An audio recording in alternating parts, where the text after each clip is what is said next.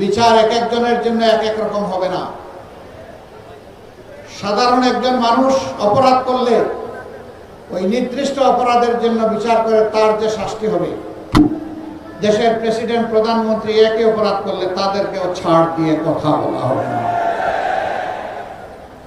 একইভাবে তাদেরকেও বিচারের আওতায় আনা হবে, আসতে হবে। সেই দিনই ন্যায় বিচার কায়েম হবে ইনশাআল্লাহ। অপরাধে কারো কোনো দায় মুক্তি নেই। অপরাধ করেছে, অপরাধীকে শাস্তি পেতে হবে। যে দেশের টাকা লুণ্ঠন করে যারা বিদেশে পাচার করেছেন, তারা সহজেই টাকা ফেরত দিবেন আমরা জানি, কিন্তু এটা কার টাকা? এটা কি তাদের বাপদাদার টাকা? এটা 18 কোটি মানুষের টাকা।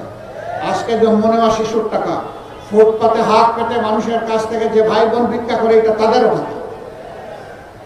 রাষ্ট্রের আয়ের 3 খাত, ট্যাক্স, বিদেশি অনুদান এবং বিদেশি ঋণ, এই 3টা মিলে রাষ্ট্রের তহবিল সমস্ত মানুষের উপরে সমানভাবে দায় বর্তায়।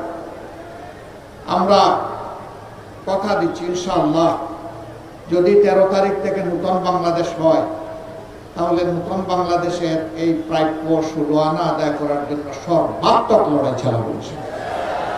এখানে কোনো আপোষ নেই। আমাদের বার্তা স্পষ্ট, এনাফ ইজ এনাফ। যা হয়েছে যথেষ্ট হয়েছে। এই পথে আর কেউ হাঁটুক, কোনো ফ্যাসিবাদ হাঁটুক জাতি এটা দেখতে চায় না। আমরা মিথ্যা কোনো আশ্বাস জাতিকে দেব না। কিন্তু একটা কথা আল্লাহ তাআলাকে সাক্ষী রেখে বলবো, বাংলাদেশের মানুষের জীবন, সম্পদ এবং ইজ্জত, এই 3টার হবো ইনশাআল্লাহ আমরা পাহারাদার। এদেশের মালিক হব না, জনগণের সেবক হব। আর প্রতি বছর জনপ্রতিনিধিরা তাদের পারিবারিক সদস্যদের সহ জাতির সামনে তাদের সম্পদ বিবরণী পেশ করতে বাধ্য হবে।